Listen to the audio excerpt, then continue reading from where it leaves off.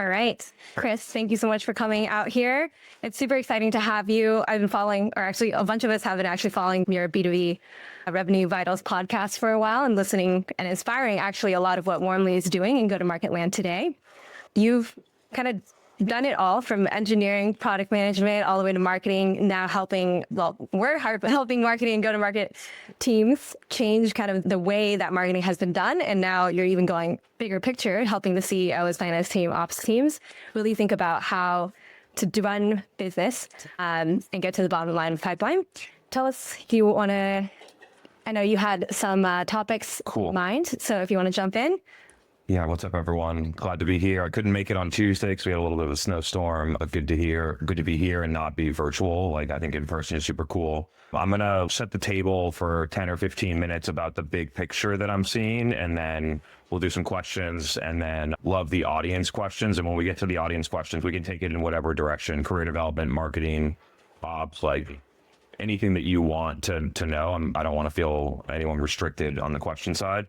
I got some notes here, so I'm just going to reference a couple of things to make sure I don't miss anything. But the take-home point is that there is a massive transformation happening in how software and technology companies are built and how they're valued, how they should go to market. And it creates a lot of downstream impacts on how we think about our strategy and things like that. The first point is that I truly believe what I'm about to say, and most people probably don't, is that a company of your size has a distinct advantage over a $100 million company right now.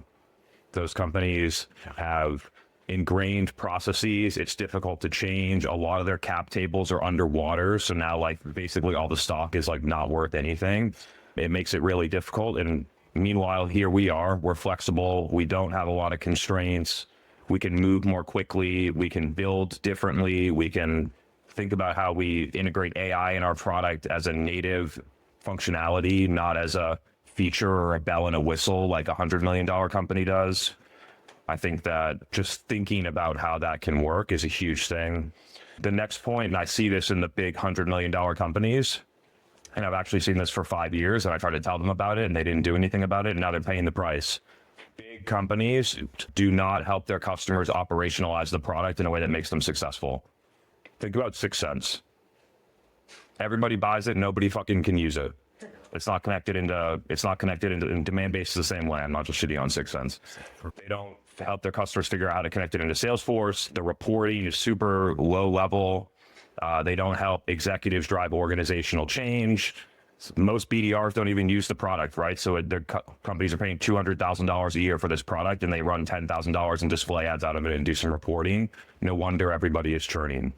And so what that means for us moving forward is that we need to take accountability, not just in selling a product, but making our customers successful with the goal around that they have, an actual business result, not a tool or a utility, but actually getting what they need. So, and that comes down to customer success. It comes down to implementation, account management, potentially other things that we maybe haven't explored yet. I think a lot of companies should consider having a paid professional services part of their company that make their customers successful. And then through that process, you get back the insights around what product should we actually build? What product do our customers actually need instead of what they tell us they need, which is usually wrong. It's true. And I'm in there with a lot of companies and they tell you what they need, right? So I'm on more of the analytics and attribution space at this point. And they're like, yeah, we just need our Power BI dashboard, and then we'll hook up ChatGPT to it. Or we just need to buy another marketing mix modeling or multi-touch attribution tool. And I've watched 100 companies do that, and 100 companies fail, literally a 0% success rate. And so what companies think they need versus what they actually need is very different. And the way that you figure it out is being in there with the work with them, with a lot of companies solving the problem. They only see the problem from their perspective. We have the opportunity to see the problem at 100 companies' perspective when we work with a lot of companies at once, which gives us an entirely different view of the problem and what the market needs. I think that the evolution of AI is fucking incredible, not just for product, but for everything. If you haven't taken the 2 to 6 hours like I did 6 months ago and have Claude on one side of the screen and Versal on the other side of the screen, and I'm not a dev, and I rebuilt our whole product that took us 9 months in 3 hours. And just to see it and understand the capabilities at that level. And then you can see how it applies to how we collect our invoices, how we automate our outbound, how we, accelerate product management and product requirements documents, how we accelerate content creation, how we build a website or a landing page in 30 minutes instead of 6 weeks when it has to go from someone writes the copy and then we hand it off to do a wireframe and then we give feedback and then it goes to design and then we give feedback and then we do more design and then we give feedback and then we do development and then we give more feedback and all of a sudden it's taken us 8 weeks to build a web page. Now that whole feedback cycle gets compressed. The person that writes the copy can get it 90% of the way done and then design and dev finish it off. And having that speed is something that big companies won't do. I think it's a huge advantage. The competitive landscape, you all play in an incredibly competitive space. I know a lot of people like Adam Robinson, I think he talked on Tuesday, plays in a very competitive space. He was like the quote unquote first to market with that product. And now he has 37 competitors, including ZoomInfo, which is a Goliath. The competitive landscape is totally changing. The copycatting is not just a 5-person company copying your product. It's the billion-dollar company copying your feature and putting it into their platform. So it's coming from both angles right now, which is going to drive commoditization of features and products and require us to think about how we add additional value to our customer outside of just the technology, it's all been tech up until this point. Now I talked about professional services, making the customer successful, being smarter around how we innovate on the product, being smarter around how we use AI to be faster, more agile, learn faster. On the copycatting side, this is more like super C-level strategy, but I think that you all should think about playing the game differently than you have before when it comes to how you think about your product roadmap, how you market your product. I know companies that are at yours revenue size that don't even have a website anymore. Intentionally. And so complete stealth modes intentionally so that other people don't see what they're doing. And I'm not going to share my own confidential strategies, but I've been thinking about that a lot too. And I'm adjusting in certain ways with my new business, which is entirely different than how I went with my last business. My last business was basically tell everyone what you're doing. And then if you tell them what you're doing, then they'll trust you. And then if they trust you, they'll buy from you. I was the biggest beneficiary of that strategy and now no longer believe in it because of how the world has changed. The commoditization of product is going to put a lot of pressure on SaaS gross margin. It's going to put price pressure, and then with price pressure comes gross margin pressure. And that's going to put more pressure on the efficiency of the business, particularly in go-to-market. In a company like this, go-to-market expenses are going to be 50% of revenue, maybe more at your size and scale. So the majority of the expenses like product development and other sorts, but when you think about customer success, account management, operations, SDRs, sales, marketing, it's like most of the headcount and the cost that we have in this business. And it's going to force us to operate much differently. What you can get away with at 3 million ARR, you will not get away with at 20 million. It will break. And I go in and help companies fix that problem at 20 to 50 million, and it slows them down for 1 to 2 years because they didn't have the foresight to see how that was going to happen. And then all of a sudden, their CAC paybacks at 5 years, and their NRR is no longer 110% or 120%.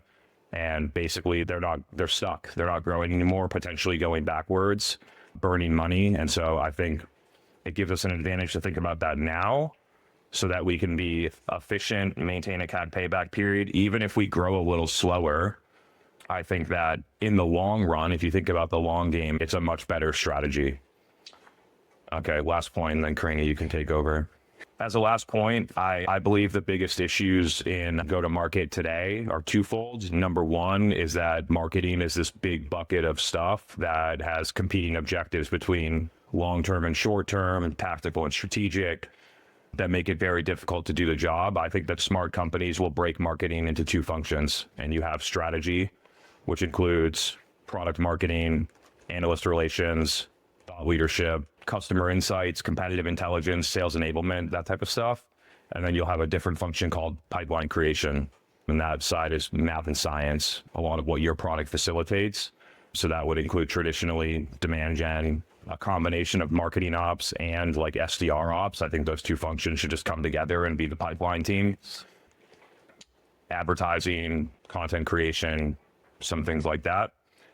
And the second part is that the companies think that RevOps was the solution to all their problems, and it's clearly not. And that they're asking people that are Salesforce admins and technology implementers to be a strategic C-level executive and tell their CMO and CRO what to do. And you're asking people that don't have the skills to do something that they clearly can't do, thinking that they can.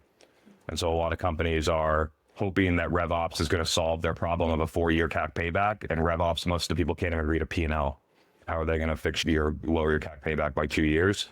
So I'd encourage your company to think about those two things as what I'm seeing as the biggest issues that companies run into when they hit 10, 20, 30 million in ARR. And I think that the traditional way that companies organize around the departments of marketing and SDRs, and whether SDRs go into sales or marketing, is irrelevant.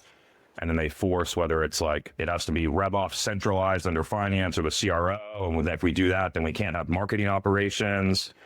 And thinking about customer success and account management as two different things, and whether we need both of them or how that could be different. I think that the traditional way that companies organize should be challenged completely. You can't do that at a $100 million company. It's too big. It's like trying to steer a cruise ship. We're a speedboat, so we can actually make changes like that and be able to adapt to how things are working and some of the core issues that companies face as they grow. This stage is hard to get to like true product market fit and scale, specifically this year that's coming up for you. But then beyond that, the challenges are different. It's not about figuring out how do we get these customers. It's how do we, improve our NRR from 103% to 111%. So we get extra 8% growth for nothing, instead of a lot of companies that get to 10 million ARR and have an NRR of 93%. And then they're playing behind the 8 ball every single year. That at this point, you can get away with having a 4 or 5 year CAC payback period. You don't have a lot of costs that will effectively destroy your growth in a couple of years from now. If that's, I don't know what your CAC payback is, just to be clear, but just thinking about those things, right now it's do whatever you can to get to 10 million in product market fit with happy customers with a product that works as differentiated. And then after that, you have to think about the scale phase, which is a whole different game. And hope that sets some context. Karina will ask some questions about sort of, I think, what's relevant to you all right now. And then I would invite the open Q&A is my favorite part. So I'd invite that afterwards. Yeah. Thank you so much. Actually, a lot of what you said is super relevant too. I don't know if Max prepped you, but those are great. That's just what I'm seeing across a lot of companies. So that's what we're experiencing. People think that their company's different than others, but really almost every company has the same issues. Stage makes it a little bit different, but the broad strokes are generally the same. Yeah. I mean, we're definitely trying to, yesterday we were just talking about company culture, trying to move fast to outcompete like all these giants with Sixth Sense. We're playing in their space, right? Because competitor, all the go-to-market, like we've been, Max, the whole team has been really good on following your old strategy, which is all the LinkedIn organic content. And then Max told us exactly what we're doing in the company, and everyone's copying. Right? So they catch up really fast. We've launched the website intent, real-time, contact level, trying to orchestrate that, automate that. Then there's 5 other orchestration companies that are doing the same thing. And so now I was like, should we be sharing everything we're doing? Maybe we shouldn't. I'm curious of what is the, I know part of it, you said it's like your secret strategy, but what part can you share to us of what do you see working that isn't the just blast out the organic content and get word of mouth and all of that stuff? Yeah, I've thought very hard about like the strategy around it. That's really business strategy. It's not marketing strategy, but it's just like what you give away is part of it. When you look at what's working broadly, honestly, it's having customers that love your product, that tell other people about how much they love it, and then amplifying those things, like as simple as it gets. And then beyond that, I think it's being really intentional about what customer that you're going after. I think at this stage, it's easy to say we're going to sell to everybody. It's super counterintuitive to say these are the 1,000 accounts that we want, and this is why they're exactly perfect to us, and we'll get the other 9,000 later. And so I think niching down and being really specific around who your target customer is can be hugely beneficial. And sure, we're going to get inbounds from people that don't fit that profile, and sure, we're going to sell to them. But when we invest marketing dollars and then lastly, I'll say that the offer when it comes to marketing and sales and new logo acquisition is, I think, the biggest issue and something that I've faced in my company right now about what are you offering when you do that outreach? Come buy our $24,000 a year SaaS tool, or are you going to be able to offer, hey, if you give us these 3 reports, we'll look at all your data and come back with all these insights and things like that and have a way different conversation instead of a discovery call and a pricing call. I think that when it comes to advertising, it's very clear that And even with outbound messaging, that the offer that you put forward on the table about what is this call about can be the number one thing that is the difference between your success rate or your reply rate being 3% versus 11%. And then, I don't think that a lot of people are like spend a lot of time thinking about the copy that goes on your website and things like that. And sure, we should do that and we should know our customer, but it's easy for a competitor to look at your website and literally put the same thing on their website. And people have been doing that to me for 5 years. Yes, we have to be in touch with the message and what the market needs, but messaging isn't a differentiator anymore. Yeah. So you're saying like word of mouth and having customers actually spread that is something unique that people can't copy because they really get value. Getting the customer the result, and making sure that they acknowledge the result, and then being able for them to unprompted, it's not an influencer strategy. It's your customers love the shit that you do for them and want to tell their peers to be more successful too. And we all do that with different products in our life. B2C, it doesn't have to be a B2B product, right? And so having that level of, that's the number one way that people buy. And then sure, my podcast gets a lot of people interested, but most of the people that listen to my podcast for a long time will reach out to the people that have testimonials on our website and ask them, how did that go? I just had it happen to me yesterday. They reached out to somebody who didn't even ask me, and just, we had a testimonial on our thing. They knew them, they asked, and they said, I talked to that customer, they said, you did a great job for them. Here's 3 more questions and we're ready to go. And I think that sometimes we underappreciate the back channeling and things that happen that we have no control over, except for did we deliver what we said to our customers? I think that is by far the most important thing. Do you think that's enough for like defensibility? And also, how do you apply that to software? And how can we make software defensible now that it's so easy to copy messaging, so easy to copy features? What's your thoughts? I don't think that companies sell software anymore. I think that they sell a service that gets delivered through software, or they deliver a business result that gets delivered through software. But the blend of services and software is now essential, like just for the reason I just said, and the example that I gave about 6 cents, right? It's not just about selling the customer software. It's about making sure that they're successful with these softwares and not just outsourcing it to an agency and saying, hey, the agency is going to go and implement that for you. Fails most of the time. And I don't think that software is that defensible anymore. I think that the true defensible moats are being closer to your customer than anybody else in your market, not just the people that pay you, but the people that could pay you or should pay you. And getting the customer an actual result through doing the hard work that most SaaS companies don't want to do because they think it negatively impacts their gross margin, but then they pay for it with GRR and NRR later. And then leveraging proprietary data in unique ways. I think those are the 3 defensible moats right now. I actually jumped from heading product into customer success. And because we have our tool, you can orchestrate anything your go-to-market team wants to do in our tool. And they're like, great, but they don't have good strategy. But our current CSM team, they're not go-to-market strategy experts. But I was like, I think we need that in our team to actually help our customers get to success so that they stay around.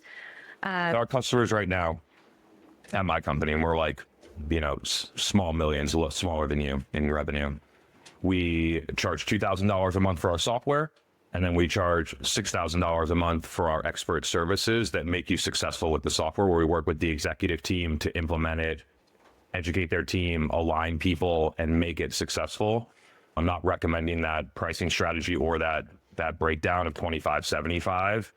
But I think that giving away customer success for free at this point is not smart. And then who do you hire to be those go-to-market strategies? Like for our customer success team, does it make more sense to hire? If we're not using agencies, are we hiring? At this point, I think you have two teams that work on the post-sale side. You have professional services, which are consultants. People that have done your customer's job before and help them be successful. And you get paid $300, $500 an hour to do the work with them, or however you want to charge for it. And then you have account management.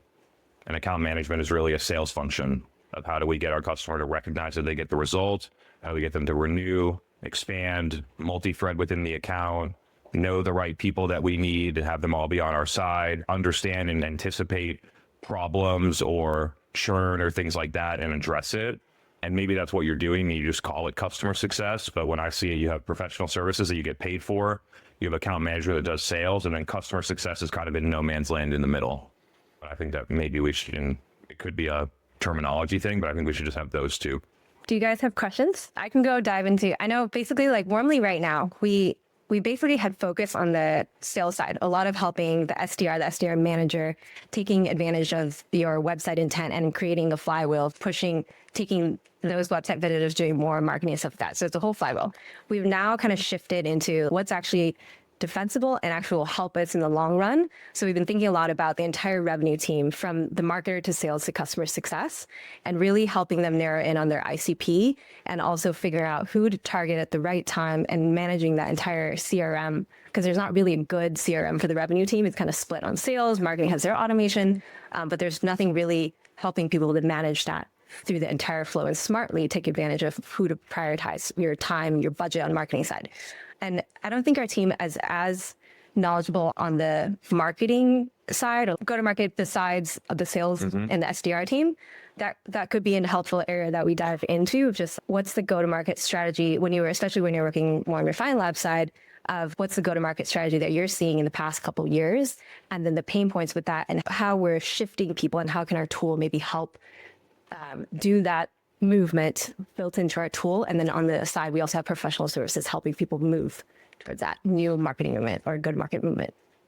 Cool. I'll just shoot the shit, and this isn't really advice for you. I'm just going to talk about the things that I'm seeing. I am quite interested / obsessed right now with the concept of pay per deliverable or pay per outcome instead of pay per seat or pay per subscription. Meaning that instead of them paying you $2,000 a month or whatever they pay you for your software, that they pay you $100 per meeting they book or $50 per engaged count or something like that. You can think about different ways of the billing model where basically if the customer is not successful and they don't get what you said they're going to get, then you don't get paid. It forces you to get the customer the actual result. So I think it's good and fair on both sides that if you get the customer a bunch of results, you get paid way more than you do based on the subscription model. I think that's interesting. I think that whoever can crack the signal tracking plus having the analytics to know what signals work plus automated AI-based emails, LinkedIn messages, and then charge based on a pay per meeting, pay per deliverable would be one of the most valuable companies out there. So that's one thing, like shifting the pricing model is already happening, especially with companies that are AI native that move way less on subscription and way more usage based on outcomes. When it comes to your own go-to-market strategy, I think that that every company should have someone like me. And I'm not like tooting my own horn, but somebody that's probably like usually an executive level person. But if you think about Sangram that did it for Terminus, like he was just the chief evangelist officer and a shareholder. So it doesn't have to be the CEO, a person that is seeing what is going on with our customer base. What do they need? What are they trying that isn't working? What are we doing that's different that's making them work? And then feeds that back into the top of the funnel work inside of a podcast, live events, speaking at conferences and things like that.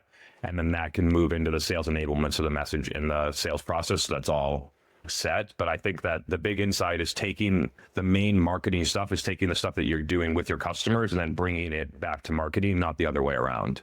And that's how, if I like reverse engineer what I've been doing, that's what I'm doing. And when people say, you like explain things in a way that like I've always thought, but never knew how to explain it, or I've been thinking this for years, but didn't know how to say it. The reason is because, and they see it from the marketing side, but the reason I know it is because I watched 50 companies do something and fuck it up. And that's why I know the problem is the problem. And so there's something in there about using the stuff from your customers and then bringing it into your marketing to, I call it twisting the knife, but basically really driving home what the pain point is, what people are trying, why it isn't working, and what that's different. And I think a lot of thought leadership content is total fluff. Yes. Total fluff. And no wonder their brand investments don't work. Like they're not driving any real message into the market. I also think that having a podcast where you just interview guests is not a good strategy. You're promoting somebody else's message instead of your own. And I think that strategically using guests that can, reinforce messages that you already think, like I do that sometimes. Having a show where you just interview guests and then put it on, I think is generally like a waste of time or a low value activity. I think that companies are in this either or of like anything, right? Don't do LinkedIn, it's rented. You got to build your email list instead, or paid sucks, only do organic, or organic sucks, only do paid. And I think that we should get out of the either or and be in the and game and think about things and how they work together. That we use organic LinkedIn and podcasts for broad awareness, and then we take paid and we narrow in on the 1,000 companies that have been on our website in the last 60 days, or the 1,000 companies that we know really need our stuff. I think that a lot of companies, when they do advertising, they go really broad and they spend a lot of money. And I think that the new advertising strategy will be a lot more focused.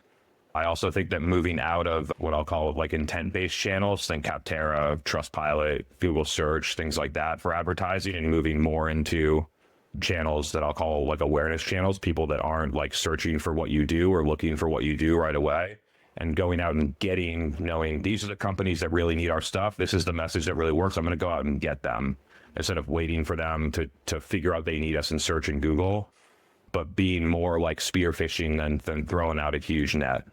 I think that a lot of companies waste a lot of money on advertising. I know it. I run an advertising agency, and like a lot of companies they hire us and they won't even follow our strategy. They'll tell us what to do and they'll waste a bunch of money for 6 months and then they'll let us do what we need to do afterwards. And so I think that problem is different than it was in 2021, where people would just frivolously spend and not measure it. People are a little bit more disciplined now. But using advertising differently than how it's been traditionally used, I think, is a huge point as well. And we should, if the ACV allows it and our CAC allows it, we should be using that as a method to go and reach our target customer and the target people in that company. What are the biggest problems that companies are coming to you to solve, especially in the go-to-market? I kind of called them out, but I'll just say it more clearly. The C-level executive team doesn't have the data, insights, and structure to be able to make what should be smart, easy, confident decisions based on data. So instead, it falls back on somebody's opinion about what's happening and somebody's opinion about what we should do, which is generally whatever they did at the last company that they did. And like I said, there was a massive shift. So if you're following what you did at Marketo in 2013 or what you did at your last company that exited in 2017, those strategies are very unlikely to still be viable today. We're in a different world, not only just like the way that customers buy is changing, but the economics around software and how investors value software companies is totally different than it was, even just 3 years ago. So I think that companies use technology as a crutch, and they reach for, instead of solving the real problem. So you can see like the change from marketing ops and sales ops to rev ops, the change from having a head of sales to a chief revenue officer. We don't have a chief marketing officer, it's a chief market officer. Companies look for the most superficial, easy to change things, which is change job titles or buy technology, instead of fixing the real fucking problems that are deeply ingrained inside of companies, the process for how they do it, the structure of how they think about marketing versus sales, how they think about that, how they use data to make decisions, how they report back to the board, how they hold people accountable, how they comp their sales team, how they comp their marketing team. I think sorry for the salespeople in this room. A lot of them. I think sales comp plans and the way that they work today are one of the stupidest things ever. It's the exact same thing that companies used in 2013 and 2007, when the salesperson had to prospect and then educate the customer and then close the deal and then onboard the customer and then account manage and expand the customer, because there was no marketing support and they didn't have all the specialization in roles. And sure, yeah, they should have got comped the way they did, where they had massive commission plans and things like that. The way that sales works today, most of the buying happens independently before they ever talk to you. And sales is not, I don't want to discredit sales, but there's a lot of order taking that's happening. There's a lot of work that happens too, so I don't want to discredit it. But I think the point that I'm trying to make here is that companies need to rethink things based on how the world works today, instead of just reusing what's been happening for a long time. So that's the departments, the compensation structures. I think the compensation structures misalign go-to-market teams totally. Marketing being on base salary, SDRs oftentimes being comped differently for an outbound meeting versus an inbound meeting. Yeah, so there's just a misalignment of how the compensation structure works based on a world that doesn't exist anymore. So those are some of the, I guess, elaborate some of the problems that I'm seeing. Thank you. I'm going to open it up. Yeah, we love it. All right, Chris, he's our head of marketing. Two points that are technically each other. So the first one's going back to the pricing for outcome. Mm-hmm. As personal experience, I was at a company that did a lot of pricing based on outcomes. This was for like Shopify stores, the pre-priced and stuff already. But similar thing was that when we started to price per outcome, was price in terms of like general return they were seeing from our product. The first question that always popped up was, yeah, but did it? Did your product actually do it? And it feels like when you start to charge for that question pops up a lot more. Curious about how you start to really handle that objection or set ground rules in order to start to avoid that, rejection or that, counter to what you're proposing. So take one step back instead of charging based on a result and instead based on a deliverable. So there's a company called Algolia, and they have a search like plugin for e-commerce websites, and they charge per 1,000 or per million completed searches. And those websites get maybe 1 million searches in a day. And so it allows a small company to be in there and pay them whatever they pay them, a small amount of money. And then the big 100 e-commerce companies pay them millions or tens of millions of dollars a year. And it's not about, did you get the sale? It's like our search works 100 times better than your native WordPress search. And they have enough data to show, increase AOV or conversion checkout or whatever. And then they just charge per completed search. Another company recently is charging per ticket closed for an AI agent. And so instead of having a human do it, they charge $2 per ticket closed with an AI agent, which is way cheaper than having a human manage that.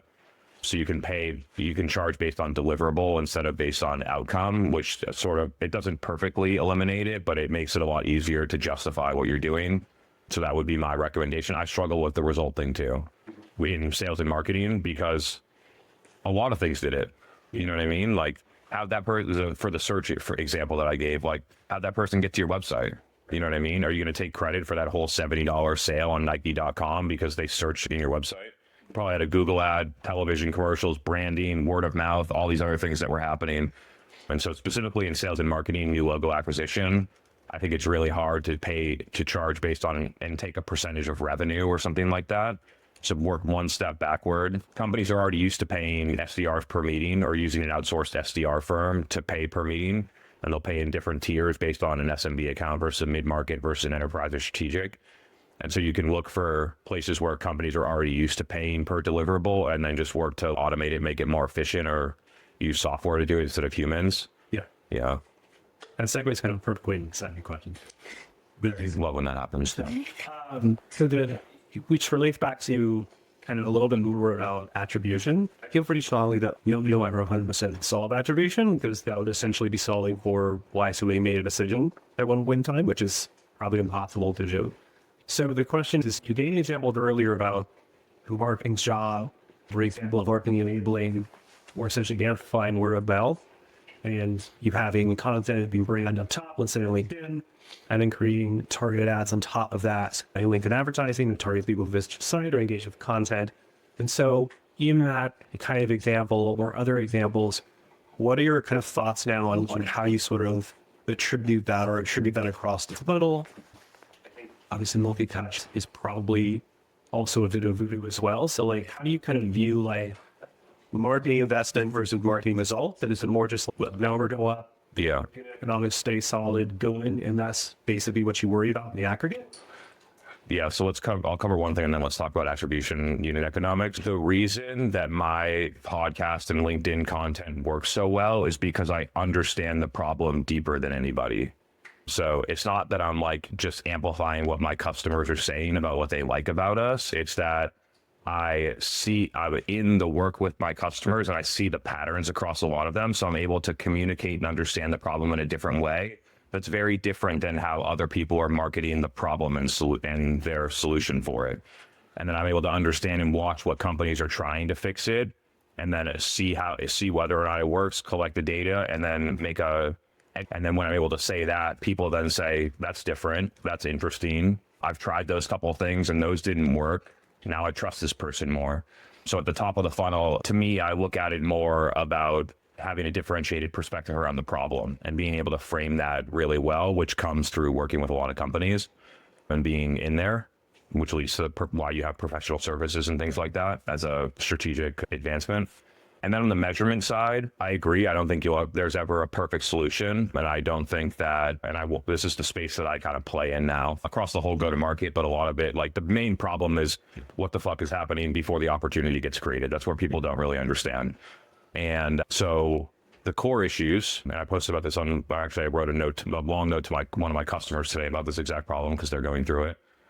The core issues is that number one, C-level executives don't own it. They delegate it to RevOps, they delegate it to a marketing director or someone like that.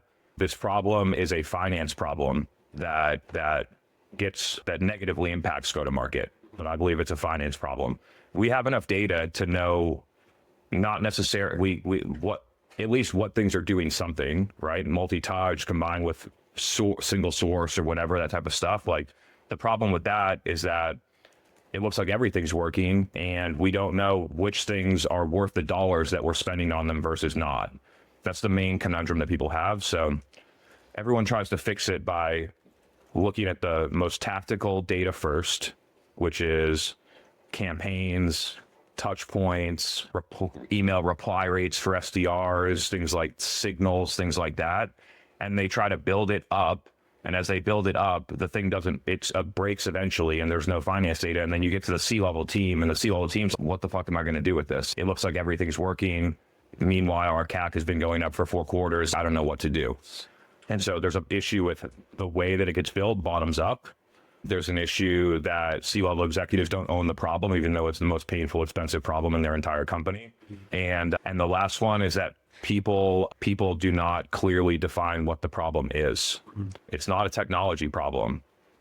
It's a process problem, which it involves technology, but it also involves people, how you structure your CRM data, how you use that data, what data you're looking at, why you look at it, and then how you make decisions against it. And so it's really the process that is the issue. And there's one more that I forgot is people look for a silver bullet solution. Every single one of my discovery calls is, we've been thinking about implementing this multi-touch attribution tool and think that's going to fix it. Or, we've been getting really good with our Power BI dashboard and now we're going to put ChatGPT on it and we're going to be able to query it and something like that.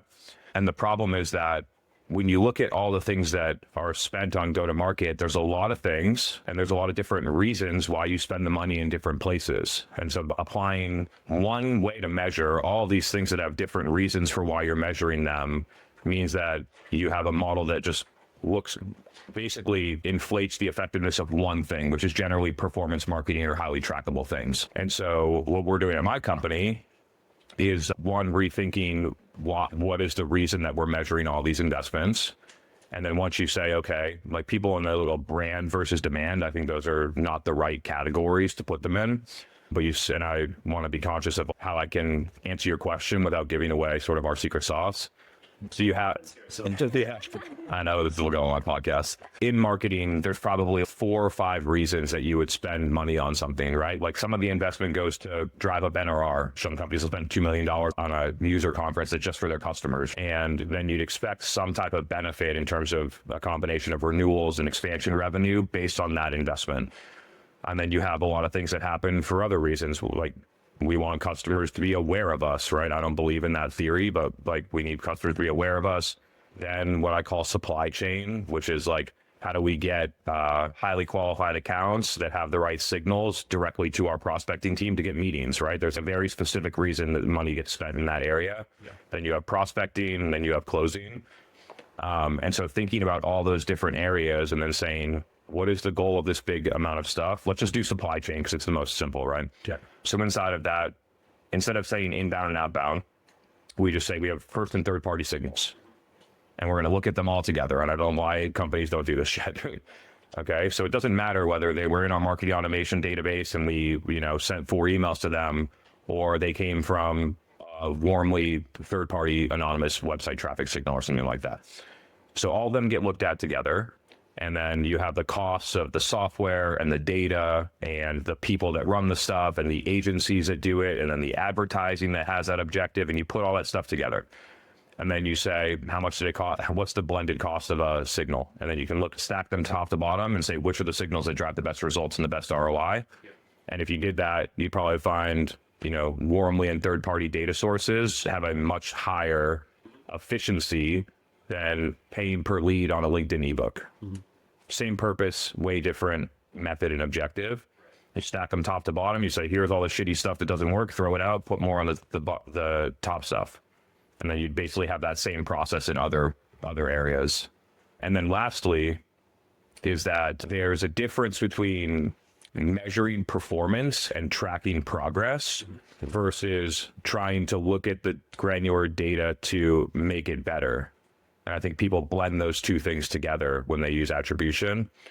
And so at a top level, it's what is our CAC? What's our return that we spend all this money on? How much pipeline do we get back? How much pipeline dollars per dollar invested over there do we get? Yeah. Is that going up or is it going down? Do we have enough? Do we create enough pipeline to have quota coverage? Do we have scalability and things like that?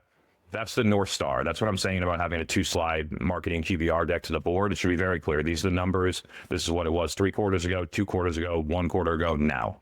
Yeah. Is it going up? Is it going down? Is it flat? Is it within our range in order to hit our plan and achieve our growth targets? Simple. And then underneath that, then you get into all the tactical stuff, breaking it into different investments and objectives, looking at that data, and then making changes. And then you make the changes, and then you measure the effectiveness of the changes back up against the top level stuff. So each channel, every initiative needs its own set of, or has its own purpose and its own set of metrics. And then all of that needs to relate back to the core is we're all gear, which is you never go up, right away, in a efficient way, essentially. And we're judging all channels on their ability to drive and number that. Maybe that's not their purpose, and they all need to be assigning the correct purpose relative to the end goal. Yeah, I mean, we can't measure our podcast the same way we measure Google Ads. We can't measure Google Ads the same way we measure SDRs. We can't measure demo requests the same way we measure SDRs. A lot of companies try to do it that way. Awesome. Cool. I love that topic. Hey, I'm on a new business side. Cool. No offense, but as far as, you mentioned obviously the buyer experience and Turbeat is so different and we're trying to avoid being just as order takers. What do you think is most broken in sales process and how do we improve that? To be honest, I don't think that sales is a problem in 99% of companies.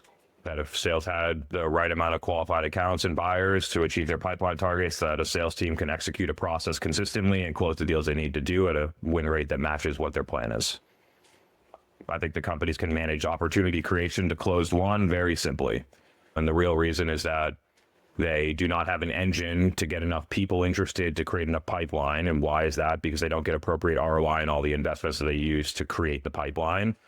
And then that forces sales to go and have to do low value, low effectiveness prospecting and things like that, which is a Band-Aid. It like having a seller that's going to make 200,000 or whatever they're making per year, make cold calls that they're going to get meetings at 1% or something like that. The meetings are going to win at 4%. You're just perpetuating an unsustainable model, and then you hire more headcount and it continues to get worse and worse.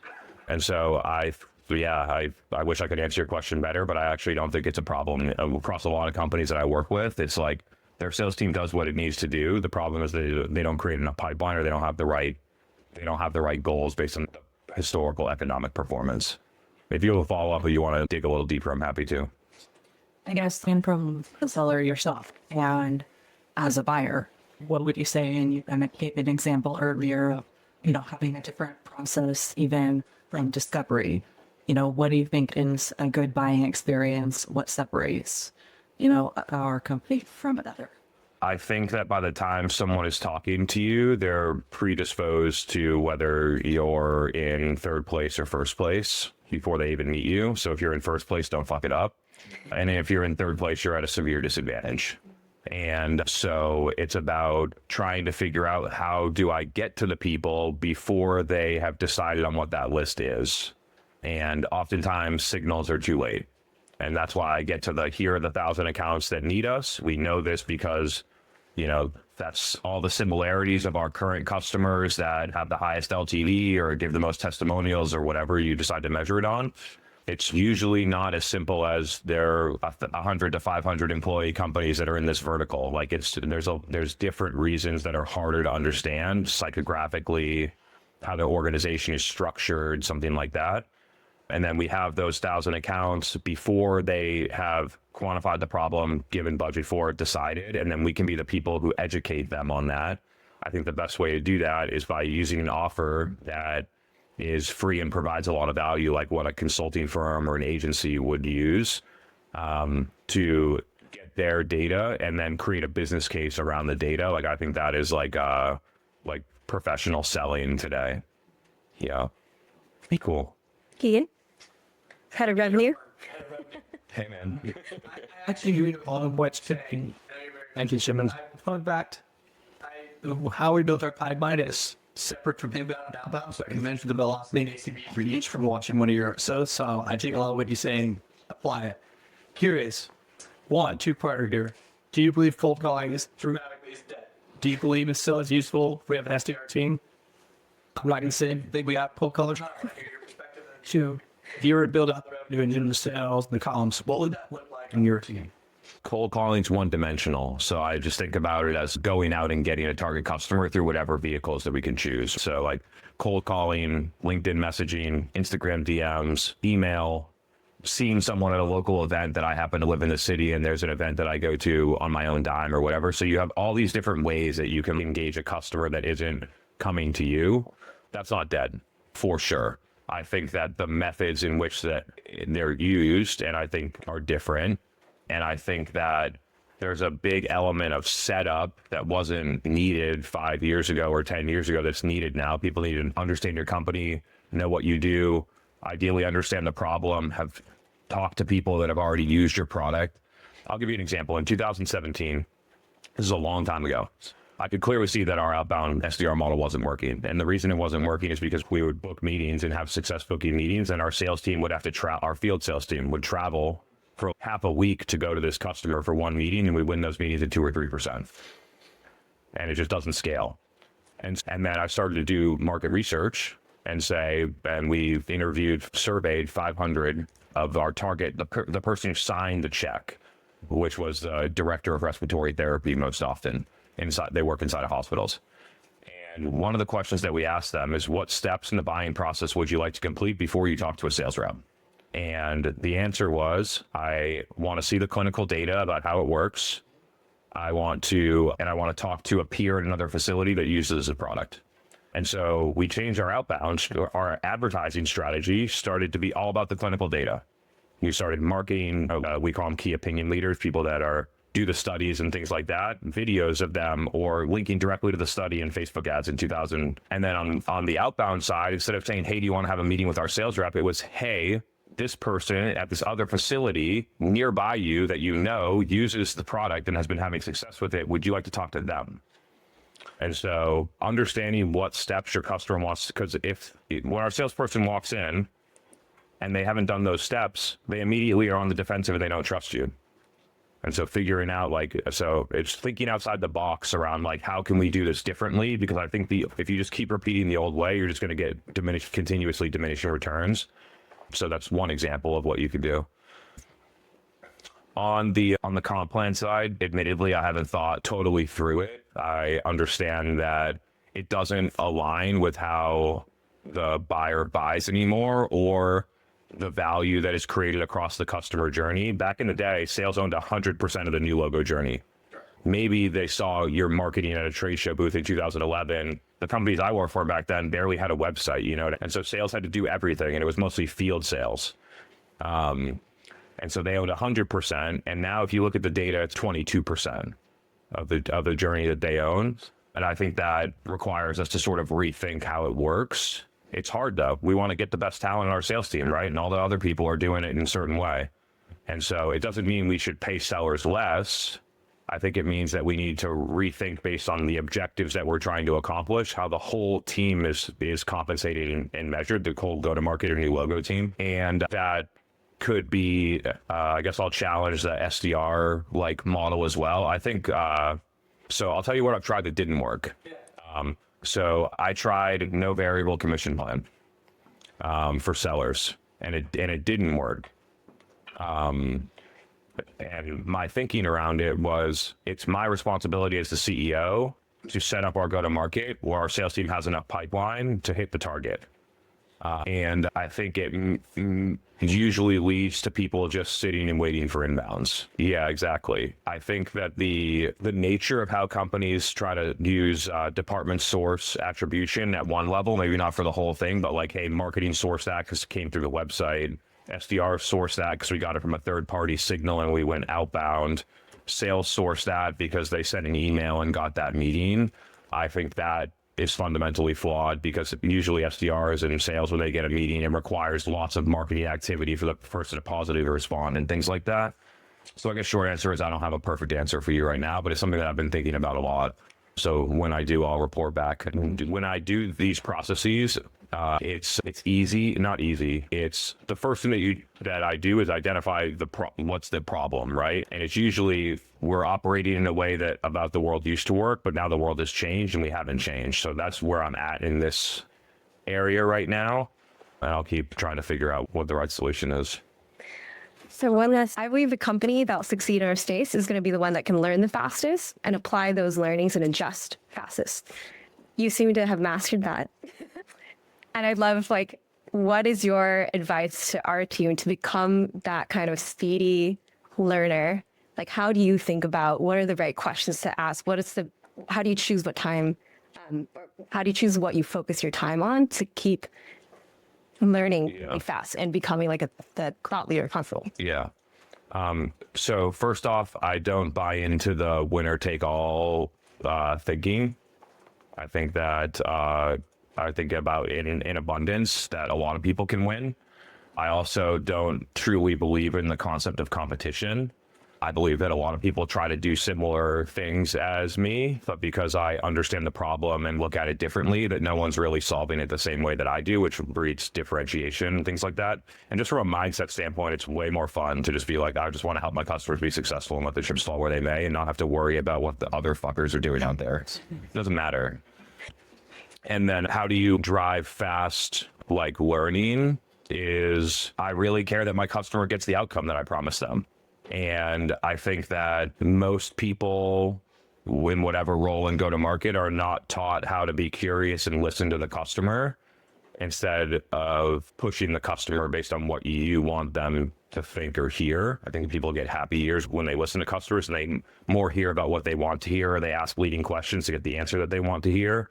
I think that it was about moving fast. Yeah. Like, how do you learn fast? How do you choose what to focus your time on? Because I feel like you keep getting into a bigger picture. You're always like, I want to solve a bigger problem. You're in marketing, but then you're like, it's a revenue problem. No, it's an entire company, finance CEO level problem. I think that over time, what I have become a lot more conscious of is thinking about what is it about me and my experience that gives me a unique set of tools and skills to do something that other people wouldn't be able to do. And it hasn't been this like the whole way, but having a really sense of self-awareness around what are the things that I'm really good at and what are the things that I'm very like different or gifted in, and how do I put all my energy on those things and not try to do all the other stuff that sucks my energy and doesn't provide a lot of value that somebody else is much more equipped to do.